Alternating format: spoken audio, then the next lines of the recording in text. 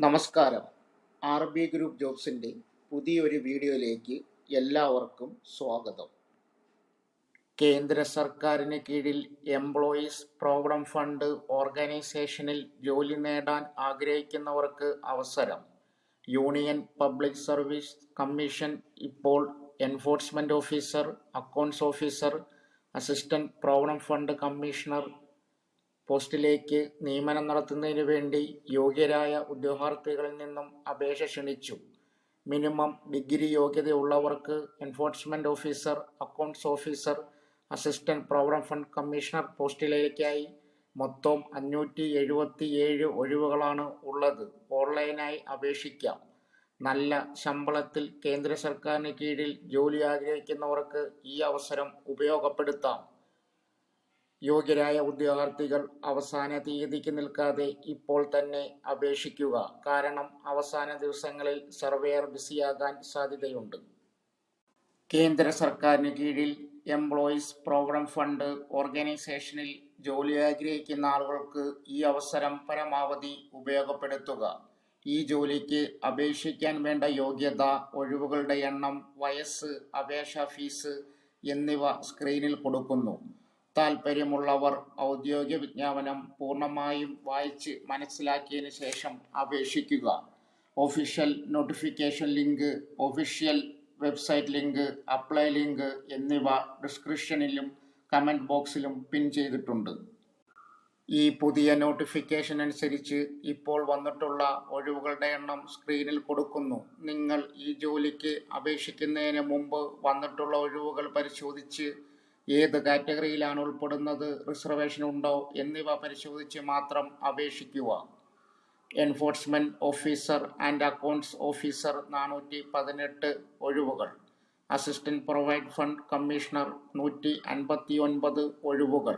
കൂടുതൽ അറിയാൻ ഔദ്യോഗിക വിജ്ഞാപനം പൂർണ്ണമായും വായിച്ച് മനസ്സിലാക്കുക. യൂണിയൻ പബ്ലിക് സർവീസ് കമ്മീഷനിൽ വന്ന ഈ ജോലിക്ക് ഒഴിവുകളിലേക്ക് അപേക്ഷിക്കാനുള്ള പ്രായപരിധി സ്ക്രീനിൽ കൊടുക്കുന്നു. പിന്നാക്ക വിഭാഗങ്ങളിൽപ്പെട്ടവർക്ക് നിയമാനുസൃതമായ ഇളവുകൾ ലഭിക്കുന്നതാണ്. SC, ST, OBC തുടങ്ങിയ വിഭാഗങ്ങളിൽപ്പെട്ടവർക്ക് വയസ്സ് ഇളവുകളെക്കുറിച്ച് മനസ്സിലാക്കാൻ ഔദ്യോഗിക PDF നോട്ടിഫിക്കേഷൻ പൂർണ്ണമായും വായിച്ച് മനസ്സിലാക്കുക.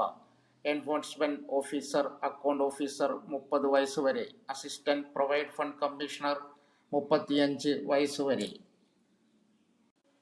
ഈ പുതിയ നോട്ടിഫിക്കേഷൻ അനുസരിച്ച് enforcement officer, accounts officer, assistant provident fund commissioner പോസ്റ്റിലേക്ക് അപേക്ഷിക്കാൻ താൽപ്പര്യമുള്ളവർ നിർബന്ധമായും അറിഞ്ഞിരിക്കേണ്ട ഒരു കാര്യമാണ് വിദ്യാഭ്യാസ യോഗ്യത. ഔദ്യോഗിക വിജ്ഞാപനത്തിൽ പറഞ്ഞ അതേ യോഗ്യതയില്ലെങ്കിൽ നിങ്ങളുടെ അപേക്ഷ നിരസിക്കുന്നതാണ്. ഈ ജോലിക്ക് അപേക്ഷിക്കാനുള്ള വിദ്യാഭ്യാസ യോഗ്യത സ്ക്രീനിൽ കൊടുക്കുന്നു. Enforcement officer and accounts officer education qualification: bachelor's degree in any subject from recognized university or institute. Assistant Provident Fund Commissioner education qualification: degree of a recognized university of equivalent. Union Public service കമ്മീഷന്റെ 577 ഒഴിവുകളിലേക്ക് അപേക്ഷിക്കാൻ അപേക്ഷാ fees കൂടി നിങ്ങൾ നൽകണം. അപേക്ഷാ fees അടയ്ക്കാത്ത അപേക്ഷകൾ സ്വീകരിക്കുന്നതല്ല. നിങ്ങൾ ഈ ഫീസ് ഓൺലൈൻ വഴി net bank, debit card, credit card എന്നിവ ഉപയോഗിച്ച് പണം അടയ്ക്കാം. അപേക്ഷാ ഫീസ് അടയ്ക്കാത്ത അപേക്ഷകൾ യാതൊരു മുന്നറിയിപ്പും കൂടാതെ നിരസിക്കുന്നതാണ്.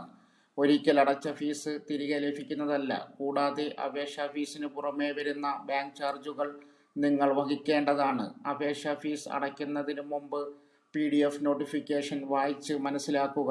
കാരണം പിന്നാക്ക വിഭാഗങ്ങളിൽപ്പെട്ട ഉദ്യോഗാർത്ഥികൾക്കും വനിതകൾക്കും ഫീസ് ഇളവുകൾ നൽകാറുണ്ട്. നിങ്ങൾ അതിനർഹരാണോ എന്ന് നോക്കിയതിനു ശേഷം അപേക്ഷിക്കുക. ഫീസ് ഡീറ്റെയിൽസ് സ്ക്രീനിൽ കൊടുക്കുന്നു. ഈ ഒഴിവുകളിലേക്ക് അപേക്ഷിക്കാൻ താൽപ്പര്യമുള്ളവർ ഓൺലൈനായി അപേക്ഷിക്കാം. യോഗ്യരായ ഉദ്യോഗാർത്ഥികൾ ഔദ്യോഗിക വിജ്ഞാപനം പൂർണ്ണമായും വായിച്ച് മനസ്സിലാക്കിയതിനു ശേഷം അപേക്ഷിക്കേണ്ട ലിങ്ക് ക്ലിക്ക് ചെയ്ത് മൊബൈൽ ഫോൺ, കമ്പ്യൂട്ടർ ഉപയോഗിച്ച് ഓൺലൈൻ വഴി അപേക്ഷിക്കാം. അപേക്ഷ അയക്കേണ്ട അവസാന തീയതി മാർച്ച് 17 വരെ. അപേക്ഷ എങ്ങനെ സമർപ്പിക്കാം, എന്തെല്ലാം കാര്യങ്ങൾ ശ്രദ്ധിക്കണം എന്നിവ മനസ്സിലാക്കാൻ ഔദ്യോഗിക വിജ്ഞാപനം വായിച്ച് മനസ്സിലാക്കുക. കൂടാതെ ജോലി അന്വേഷിക്കുന്ന നിങ്ങളുടെ സുഹൃത്തുക്കൾക്കും ഈ പോസ്റ്റ് പങ്കുവയ്ക്കുക. അപേക്ഷിക്കേണ്ടതെങ്ങനെ? ഔദ്യോഗിക വെബ്സൈറ്റ് തിരഞ്ഞെടുക്കുക. ഹോം പേജിൽ റിക്രൂട്ട്മെന്റ് ലിങ്ക് തിരഞ്ഞെടുക്കുക. ഏത് പോസ്റ്റിലേക്കാണ് അപേക്ഷിക്കാൻ ആഗ്രഹിക്കുന്നത്, അവയുടെ യോഗ്യതകൾ പരിശോധിക്കുക. അക്കൗണ്ട് സൈൻ അപ്പ് ചെയ്യുക. അപേക്ഷ പൂർത്തിയാക്കുക. ഫീസ് അടച്ച് അപേക്ഷ സബ്മിറ്റ് ചെയ്യുക. ഡൗൺലോഡ് ചെയ്ത് പ്രിന്റ് ഔട്ട് എടുക്കുക. അപേക്ഷിക്കുന്നതിന് മുമ്പ് നിങ്ങൾ ഒഫീഷ്യൽ നോട്ടിഫിക്കേഷൻ പൂർണ്ണമായും ശ്രദ്ധിച്ച് വായിച്ച് മനസ്സിലാക്കിയിരിക്കണം. അപേക്ഷിക്കുന്നതിന് മുമ്പ് ഔദ്യോഗിക വിജ്ഞാപനത്തിൽ പറഞ്ഞ യോഗ്യതകൾ, പ്രായപരിധി, വിദ്യാഭ്യാസ യോഗ്യത എന്നിവ ഉറപ്പുവരുത്തുക. ഇതിൽ എന്തെങ്കിലും മാറ്റങ്ങൾ വന്നാൽ അപേക്ഷ നിരസിക്കുന്നതാണ്. കൂടാതെ ഈ ജോലി അവസരം നിങ്ങളുടെ അശ്രദ്ധ കാരണം നഷ്ടപ്പെടുന്നതാണ്. നിങ്ങൾ ഏതൊരു ജോലിക്ക് അപേക്ഷിക്കുമ്പോഴും ശ്രദ്ധിക്കേണ്ട കാര്യമാണ് അപേക്ഷാ ഫോം ഫിൽ ചെയ്യുമ്പോൾ നിങ്ങൾ ഉപയോഗിക്കുന്ന മൊബൈൽ നമ്പർ, ഇമെയിൽ ID എന്നിവ കൊടുക്കുക. കാരണം പിന്നീടുള്ള പരീക്ഷാ തീയതി, അഡ്മിഷൻ ടിക്കറ്റ് തുടങ്ങിയ പ്രധാനപ്പെട്ട കാര്യങ്ങൾ അറിയാൻ ഇത് നിർബന്ധമാണ്.